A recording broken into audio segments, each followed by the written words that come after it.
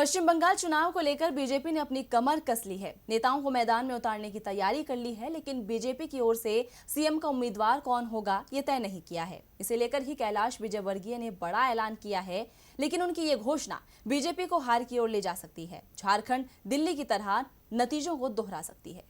पश्चिम बंगाल में बीजेपी ने नेताओं की कतार लगा दी है। दिलीप घोष से लेकर मुकुल रॉय को जिम्मेदारी दे दी है, लेकिन उसके पास सीएम का कोई चेहरा नहीं है। बीजेपी महासचिव कैलाश विजयवर्गीय के बयान के बाद तो यही लगता है कि बीजेपी चेहरा विहीन है।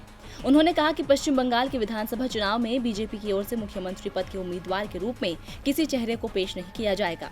बंगाल में बीजेपी के रणनीतिकार कैलाश विजयवर्गीय ने बताया कि तृणमूल कांग्रेस के खिलाफ बीजेपी को पीएम नरेंद्र मोदी के चेहरे पर भरोसा है। एक बार सत्ता में आने के बाद विधायक दल केंद्रीय नेतृत्व से परामर्श के बाद मुख्यमंत्री के तौर पर अपनी पसंद का फैसला करेगा। अब बीजेपी ने साफ ऐलान कर दिया है कि वो सीएम के बिना मैदान में उतरेगी, लेकिन विजयवर्गीय का ये बड़ा ऐलान बीजेपी को परेशान कर सकता है। झारखंड दिल्ली की तरह नतीजों को दोहरा सकता है। झारखंड और दिल्ली चुनाव में भी बीजेपी सीएम के बिना मैदान में उतरी थी। इस रणनीति का उसे फायदे की बजाय खामियाजा उठाना पड़ा था। दोनों ही राज्यों में पार्टी की बुरी हार हुई थी। दिल्ली में पार्टी को महज 8 सीटें ही मिली थी, वहीं झारखंड में भी वो महागठबंधन को टक्कर देने में नाकाम रही थी। इस रणनीति के फेल होने के बावजूद वो अब एक बार फिर पश्चिम बंगाल चुनाव के लिए इसे ही दोहरा रही है। ऐसे में अब देखना होगा कि क्या बंगाल में बिना सीएम बीजेपी को जीत मिल पाएगी या नहीं। डीबी लाइव की रिपोर्ट।